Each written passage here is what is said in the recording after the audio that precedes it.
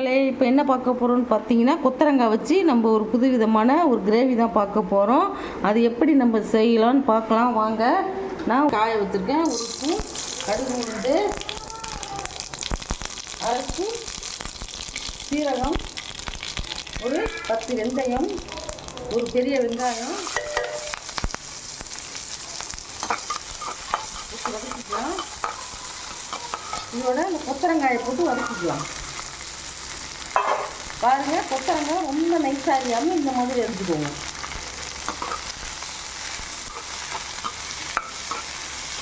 அதான் 1.5 ஸ்பூன் எண்ணெய் ஊற்றிக்கிங்க. அந்த எண்ணெயிலே வதங்க காய் எப்போனா சூப்பராக இருக்கும்.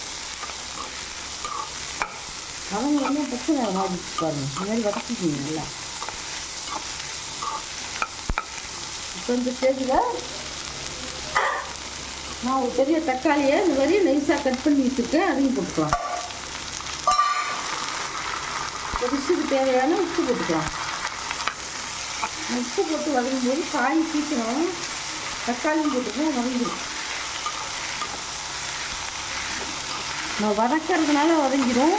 காயெல்லாம் சாம்பாருக்குலாம் வேக வச்சிங்கன்னா உப்பு போடாதீங்க, சீக்கிரம் வேகாது. நறுக்கி இருக்கும்.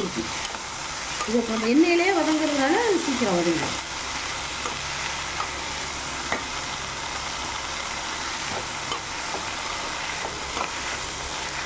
காய் நல்லா வெந்துருச்சு. அடுத்தது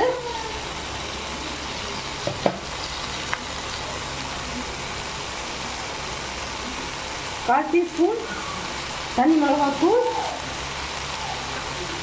அரை டீஸ்பூன் தனியா பொடி,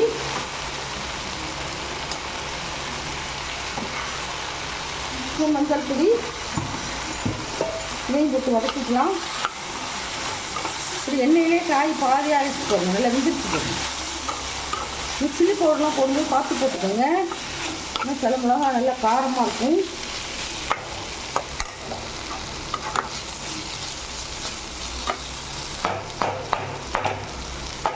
அவ்வளோதான். இப்போ பாருங்கள், ஒரு டம்ளர் தண்ணி ஊற்றிக்கலாம்.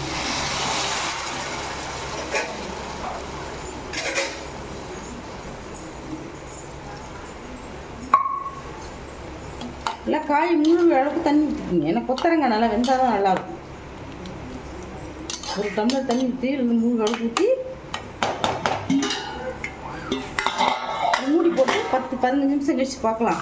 நல்லா வெந்துருச்சு. இப்போ அடுத்தது ஒரு 7-8 முந்திரி பருப்பு நான் போட்டிருக்கேன், அதை போட்டுக்கலாம். ஒரு அரை மூடி ஃப்ரெஷ்ஷான தேங்காய் துருவி ஊற்றிருக்கேன், அதையும் போட்டுக்கலாம். இப்போது அரைச்சி வந்து உங்களுக்கு காட்டுறேன்.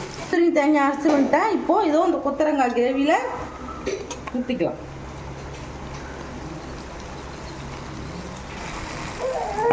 நல்லா கிளறி விட்டுக்கலாம்.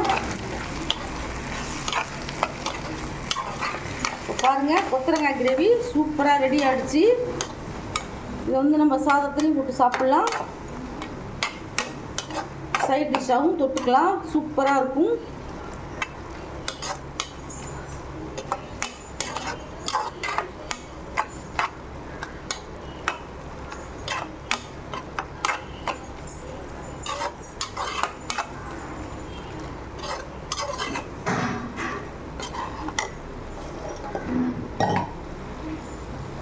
கொத்தரங்காய் கிரேவி எவ்வளோ சூப்பராக ரெடி ஆகிடுச்சு பாருங்கள். இப்போ நான் அடுப்பு ஆஃப் பண்ணிடுறேன்.